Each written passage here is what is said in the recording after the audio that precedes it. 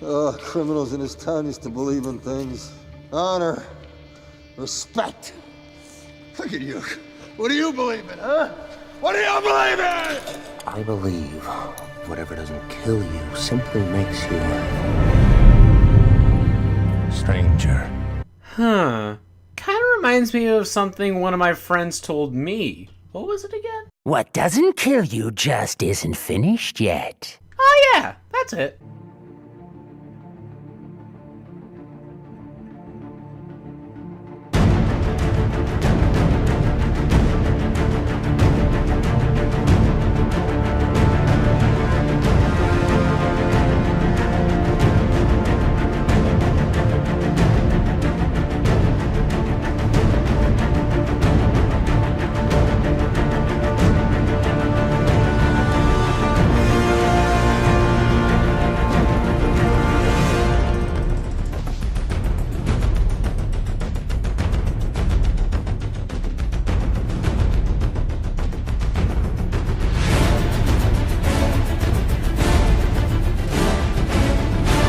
Batman is quite an interesting kind of superhero, but most of you probably already know about him. As a kid, young Bruce Wayne and his parents were in a dark alley when, out of the blue, Bruce was visited by a legendary bat known as the Chandelier.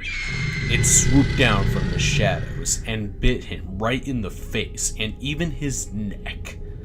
Before he knew it, he was starting to sprout bat wings from his shoulders and was in intense pain.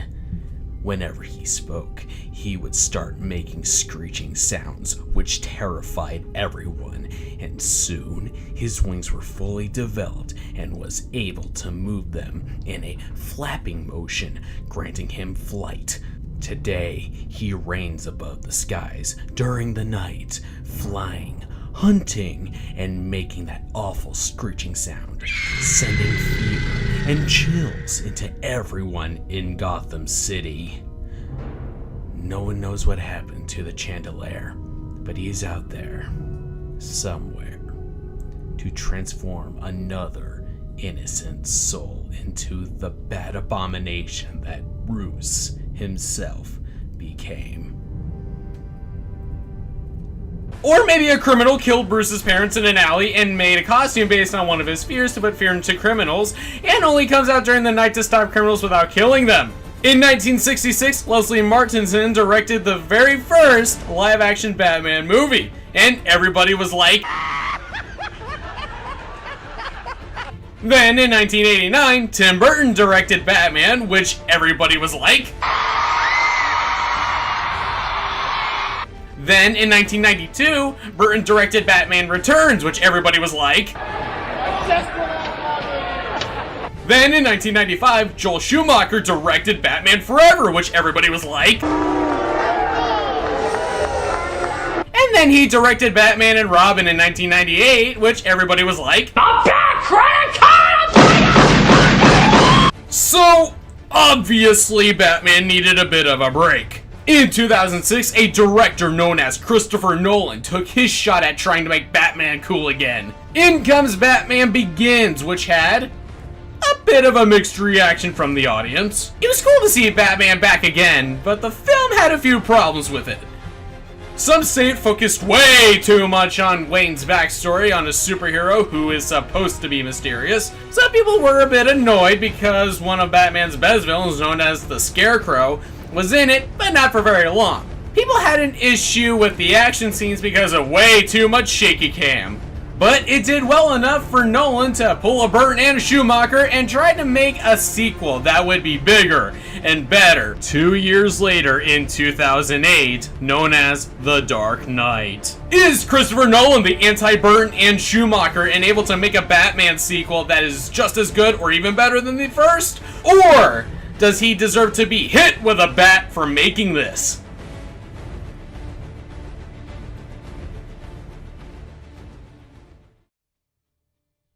Alrighty then, so how should we start off this Batman movie? That'll work! We start off with a group of guys in clown masks robbing a bank. This is an interesting robbery because their boss ordered each one to do a specific job, and the boss secretly told one to kill the other after they completed their job. Meaning that these guys don't know they are going to be killed. That's funny, it didn't dial out to 911. It was trying to reach a private number. Is it a problem? No, I'm done here. Where's the alarm guy? Boss told me when the guy was done, I should take him out. One less share, right? Funny, he told me something similar. No, no! But now all the money has been taken and 2 robbers remain. This Joker guy was so smart he'd have had us bring a bigger car. I'm betting the Joker told you to kill me as soon as we loaded the cash. No. I killed the bus driver. Bus driver? What bus driver? Or 1? Nope, now it's 2. What happened to the rest of the guys? And now it's 1. Think you're smart, huh? The guy that hired yous. He'll just do the same to you. Criminals in this town used to believe in things. Honor. Respect. Look at you. What do you believe in, huh? What do you believe in? I believe whatever doesn't kill you simply makes you stranger. So this is the boss of the robbery, the Joker, played by Heath Ledger. There's a lot I want to and could say about him, but I'll save that for later. So Joker escapes with... Okay, seriously? No one finds that suspicious at all? Oh, you know, just a school bus driving out of a bank. No big deal. Guess you're not going to see that in tomorrow's paper. X-ray, X-ray, read all about it. School bus drives out of a bank. I guess you could say these children really are expensive. But anyway, we cut to a parking garage where we see a group of thugs discussing criminal-ish stuff with the Scarecrow. Oh good, he's back in this movie. So this means we should get more screen time from him since he didn't get much in the first one. Spoilers, he doesn't. It's my customers. Buyer beware. I told you my compound would take you places. I never said they'd be places you wanted to go. My business, to repeat, customers. You don't like what I have to offer, you can buy from someone else. Assuming Batman left anyone to buy from. But this conversation is interrupted by old Bats himself. Pity there's only one of you. Or themselves? Whoa! Screw morals on killing! Bats is about to pump some lead into these f***ers! Yeah, okay, every Batman here, except the one that bent the barrel of the gun, are imposters. Gotham imposters, if you will. So Scarecrow drives off to escape, but luckily, Bats has good timing. Oh, by the way, Cinema Sin incoming! Batman falls towards the van facing to the side of it and faces the front of it when he actually lands. So this is the infamous Dark Knight trilogy Batman, played by Christian Bale, who everybody agrees has the worst Batman voice in the history of Batman voices. Don't let me find you out here again. We're trying to help you. I don't need help. Not my diagnosis. What gives you the right? What's the difference between you and me? I'm not wearing hockey pads. Okay, seriously guys, there's disguising your voice, then there's stuffing sand down your throat and trying to talk. And over here we meet Commissioner Gordon, played by the one and only Gary Oldman. He is investigating the vault that got broken into earlier, and... Okay, seriously, did he just appear there? There's really no way he could have stealthed his way here, right? God, whatever. So Gordon and Bats are talking about the Joker. Him again. Who are the others? Another bunch of small-timers. Some of the marked bills I gave you. My detectives have been making drug buys with them for weeks. This bank was another drop for the mob. That makes 5.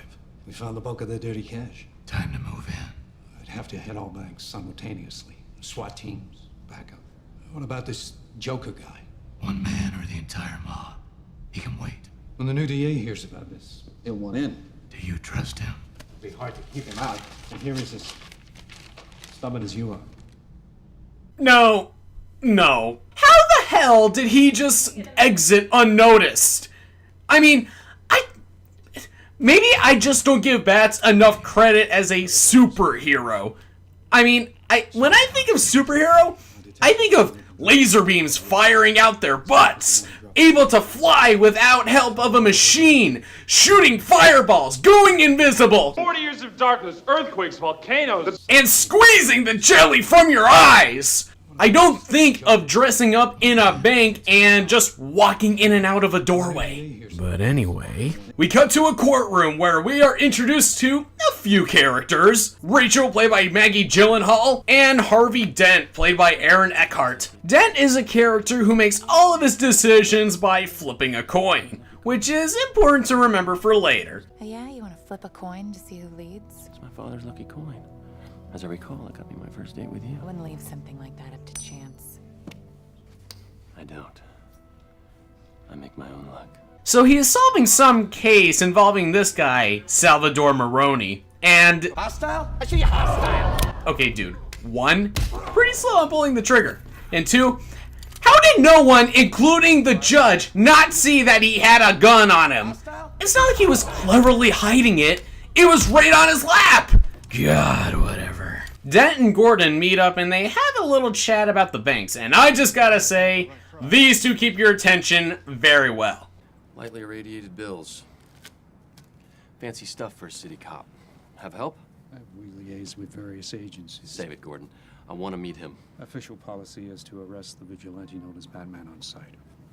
And what about that floodlight on the top of MCU? If you've got problems with malfunctioning equipment, I suggest you take them up with maintenance counselor. I've put every known money launderer in Gotham behind bars, but the mob is still getting its money out. I think you and your friend have found the last game in town and you're trying to hit them where it hurts. Their wallets. It's bold. You gonna count me in? In this town, the fewer people know something, the safer the operation. Gordon, I don't like that you've got your own special unit. And I don't like that it's full of cops I investigated at Internal Affairs. If I didn't work with cops you'd investigated while you were making your name at IA, I'd be working alone. I don't get political points for being an idealist. I have to do the best I can with what I have. We then cut to Wayne Enterprises, which I hear is right around the corner from Kirby Enterprises. It's Kirby Paint and Tile Plus. But anyway, money stuff is being discussed, and this meeting is led by this guy named Lau. And Wayne requests Lucius Fox, aka Morgan Freeman, to make him a new bat suit.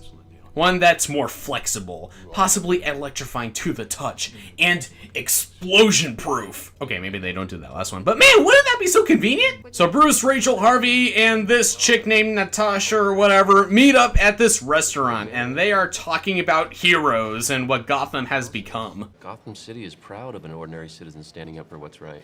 Gotham needs heroes like you, elected officials, not a man who thinks he is above the law. Exactly. Who appointed the Batman? We did. All of us who stood by and let scum take control of our city. In the heat of this conversation, Harvey delivers a pretty interesting line. You either die a hero, or you live long enough to see yourself become the villain. I find it interesting because Harvey mentions and brings up a good point that Bats can't be able to protect Gotham for his entire life. I mean, after all, Bats was the reason why criminal acts were not as common during the night. So if Bats goes, the criminals of Gotham could potentially go on an unstoppable rampage. Heck, Dent sounds like he wouldn't mind being Batman if he had the opportunity. Batman is looking for someone to take up his mantle. Someone like you, Mr. Dent? Maybe. If I'm up to it. What if Harvey Dent is the Caped Crusader? I'll have more to say about this later, but let's continue on for now. Bruce wants to help Harvey with his campaigning or whatever by setting up a fundraiser at his own place. Dad, I'm gonna throw you a fundraiser. That's nice of you, Bruce, but I'm not up for re-election for 3 years. No, you don't understand. One fundraiser with my pals. You'll never need another cent. So now we cut to a meeting with some criminals that include Chechen, or the guy that we saw in the parking garage earlier, Maroni, who was in the court earlier, and even Lau. This meeting is about what else? Money. But this time it's different. So nobody steals Lau's money. He has a secret location hidden in the most secretest places of all of China. Hong Kong.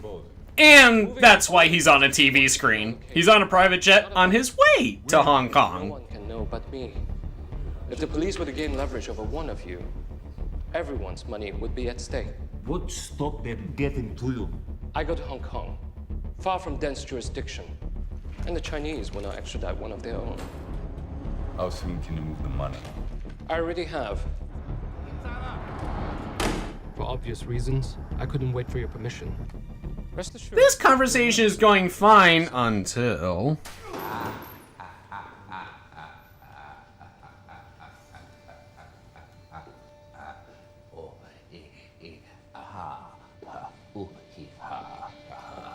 I thought my jokes were bad.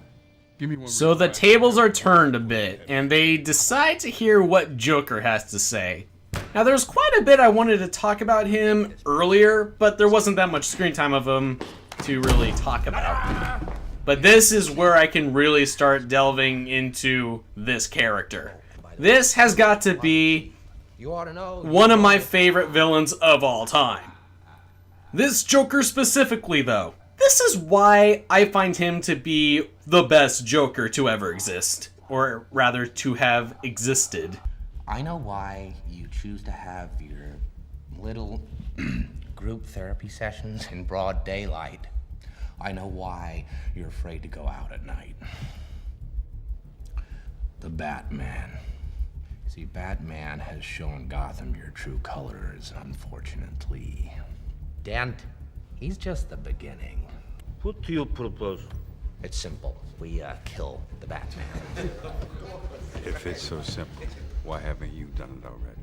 If you're good at something, never do it for free. How much you want? Half. Enough from the clown! Let's not blow this out of proportion. You think you could steal from us and just walk away? Yeah. I'm putting the word out. 500 grand for this clown dead. $1 million alive, so I can teach him some manners first. And let's just say, that's something you may not want to say in front of him. Seriously, here's my card. And yeah, the card's important for later as well. Meanwhile, on a rooftop, Dent, Gordon, and Bats meet up. They find out rather quickly that Lau's escaped from the US, and this causes Dent and Gordon to have a bit of an argument. If you'd asked, I could have taken his passport. I told you to keep me in the loop. All that was left in the vaults were marked bills. They knew we were coming. As soon as your office got involved... My office? You're sitting down there with scum like Wirtz and Ramirez and you're talking... Oh yeah, Gordon. I almost had your rookie cold on a racketeering beat. Don't try and cloud the fact that clearly Maroney's got people in your office, Dent. Bruce is heading out to Hong Kong, but first he's his upgrades, which good old Morgan Freeman has completed. Now, for high altitude jumps, you're going to need oxygen and stabilizers. Well, I must say, compared to your usual requests, jumping out of an airplane is pretty straightforward. And what about getting back into the plane? I'd recommend a good travel agent. Without it landing. Now that's more like it, Mr. Wayne. The CIA had a program back in the 60s for getting their people out of hot spots called Skyhook. We could look into that. Okay. Now, hardened Kevlar plates over titanium-dipped tri-weave fibers for flexibility. It'll be lighter, faster, more agile. Perhaps you should read the instructions first? Yeah. Now, there is a trade-off. Separation of the plates makes you more vulnerable to knives and gunfire. We wouldn't want to make things too easy now, would we? He also makes plans with his butler, Alfred, played by Michael Caine, to have an airplane pick him up in the middle of the ocean to take him to Hong Kong. Then we cut to Gamble playing pool, and he is delivered some news. They say they've just killed the Joker. They brought the body. And what this leads to is, in many people's opinions, the best scene the Joker is in. So, dead? That's 500. How about alive? You want to know how I got these scars?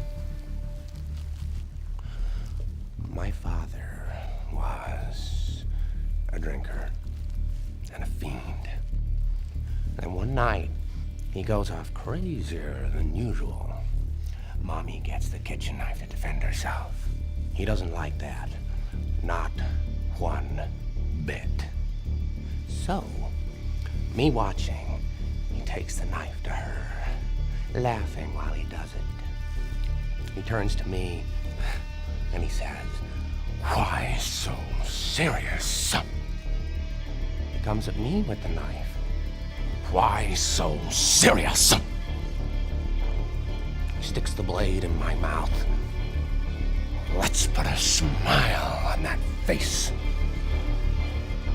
And why so serious? Again, I got more to say about this later, but yeah, this is a really awesome scene. It shows that not only can Joker be funny and have his own sense of humor, but sometimes he can also have his threatening and, for lack of a better word, scary moments. So now we cut to Hong Kong, where Morgan Freeman has arrived to speak with Lau. Lau tries explaining that he left Gotham on such short notice because he was afraid that the Gotham police force would threaten his company. I couldn't let such a thing threaten my company, of course. A businessman of your stature will understand, and with you here now, we can continue. Well, I do appreciate you bringing me out here in such style, Mr. Lau, but we do not allow cell phones in here. Sorry, forgot I had it. No, I really came to tell you that our business deal has to be put on hold. You see, we can't afford to be seen to do business with whatever it is you're accused of being. Later that night, Lau is visited by old bats and is taken away.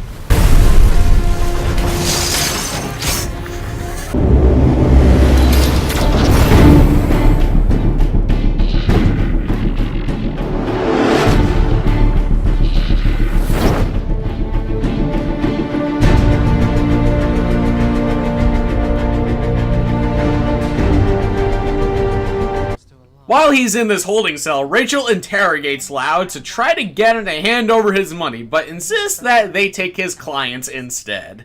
I won't give you the money, but I will give you my clients. If they pooled their money, we can charge them all as one criminal conspiracy. Charge them with what? In a RICO case, if you can charge one of the conspirators with a felony, you can charge all of them with it. That's great. You sure you want to embarrass me in front of my friends, Lieutenant? No, don't worry. They're coming too. We then cut to another court scene where the judge is going through files and sees a card in them. Harvey, after that scene, has a discussion with the mayor, basically saying that Harvey needs to be careful because he just sent over 500 criminals to court and are locked up. So basically, everybody's gonna be looking, like, at him. And not just the mob. Politicians, journalists, cops. Anyone whose wallet's about to get lighter. Because they get anything on you. And those criminals are back on the streets, followed swiftly by you and me.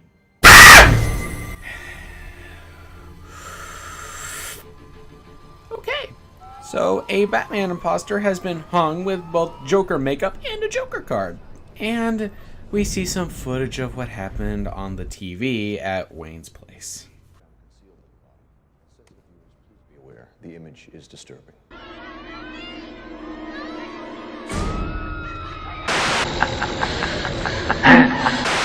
Return the slab. Tell them your name. Ryan. Are you the real Batman? No. No? No. No. Then why do you dress up like him? He's a symbol that we don't have to be afraid of scum like you. Yeah, you do, Brian. You really do. Huh? Yeah. Oh, shush. So you think Batman's made Gotham a better place? Hmm? Look at me. Look at me! You see, this is how crazy Batman's made Gotham. You want order in Gotham. Batman must take off his mask and turn himself in. Oh, and every day he doesn't, people will die. Starting tonight. I'm a man of my word. So now we're at the fundraiser that Bruce made for Harvey, and he says some words of encouragement. Harvey Dent, the man of the hour. Where's Rachel Dawes? She is my oldest friend. Come here. You know, when Rachel first told me that she was dating Harvey Dent, I had one thing to say. The guy from those god-awful campaign commercials, I believe in Harvey Dent. Yeah, nice slogan, Harvey. But it caught Rachel's attention. And then I started to pay attention to Harvey. And all that he's been doing is our new DA. And you know what? I believe in Harvey Dent. I believe that on his watch, Gotham can feel a little safer, a little more optimistic. Look at this face. This is the face of Gotham's bright future. To Harvey Dent. Let's hear it for him.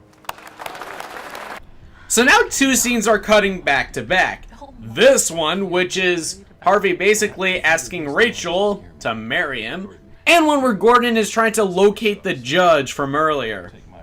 Remember that the Batman imposter had a Joker card on him when he got killed, and in the meeting earlier, he placed a Joker card on the table, and soon after that, he killed Gamble, who was in that meeting. So if you hadn't guessed yet, if someone gets a Joker card, that person is his next target. And what did the judge find earlier? 46 counts of fraud, 87 counts of So guess what that means?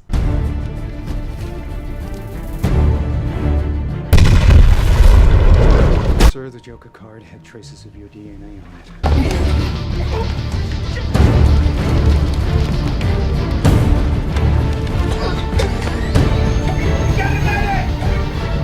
So Joker has now killed two people, Bruce hides Harvey, and Joker has made it to the party and is looking for Dent. You know, I'll settle for his loved ones. We're not intimidated by thugs. You know,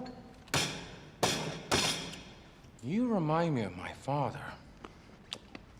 I hated my father. Okay, stop. And now we get a rather familiar sounding story, this time being told to Rachel. Well, you look nervous. Is it the scars? You want to know how I got them? Come here. Hey. Look at me. So I had a wife, she was beautiful, like you, who tells me I worry too much. Who tells me I ought to smile more? Who gambles and gets in deep with the sharks? Hey. One day they carve her face. We have no money for surgeries. She can't take it. I just want to see her smile again. I just want her to know that I don't care about the scars. So, I stick a razor in my mouth and do this to myself. And you know what? She can't stand the sight of me. She leaves. Now I see the funny side. Now I'm always smiling. A little fight in you. I like that. And you're gonna love me. So Bats and Joker get in their very first fight. 52 minutes in, but hey, better late than never.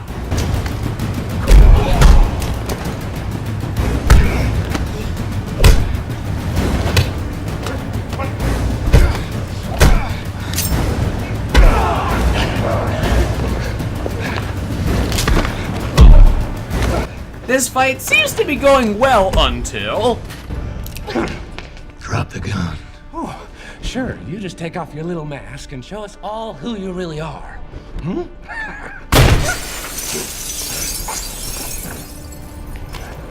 Let her go. Very poor choice of words.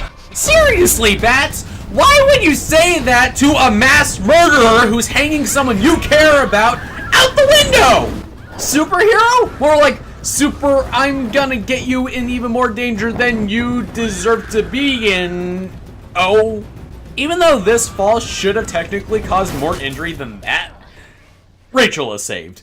Seriously, Bats, where was your grappling hook there? Let's not do that again. Is Harvey okay? He's safe. Thank you. Gordon investigates an apartment that the Joker went into and killed two guys. One named Richard Dent and the other Patrick Harvey. Put their last names together, you got Harvey Dent. Okay, that sounds like something the Riddler would do. But whatever. On top of using cards, the Joker's also setting up clues that will lead to his next main target. Also in the scene, the detective says something both harsh and interesting. Us contaminated. It's because of you these guys are dead in the first. On top of that, Joker's very next target is the mayor, so Bats cuts a bullet out of the wall and tries to trace the fingerprints to track Joker down. Or at least, track one of his clown posses down.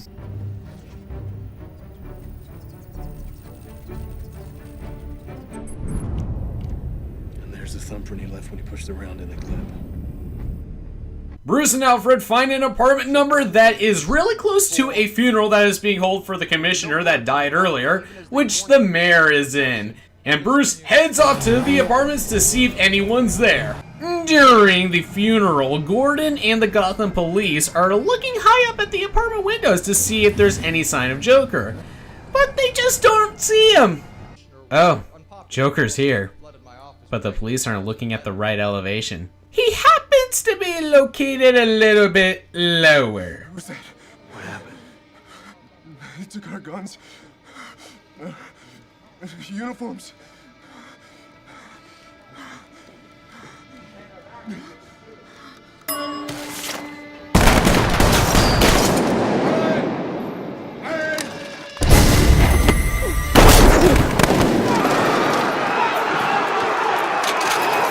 And unfortunately, Gordon has been shot and killed from blocking the rifle shot.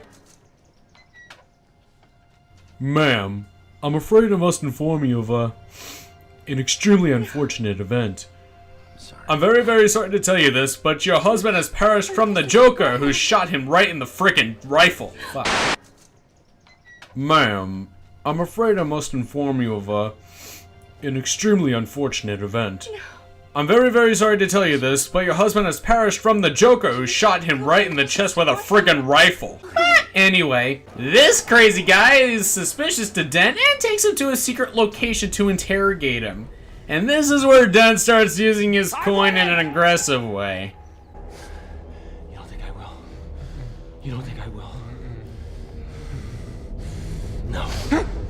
No, I wouldn't. That's why I'm not gonna leave it up to me. Heads, you gotta keep your head. Tails, not so lucky. So, you wanna tell me about the Joker?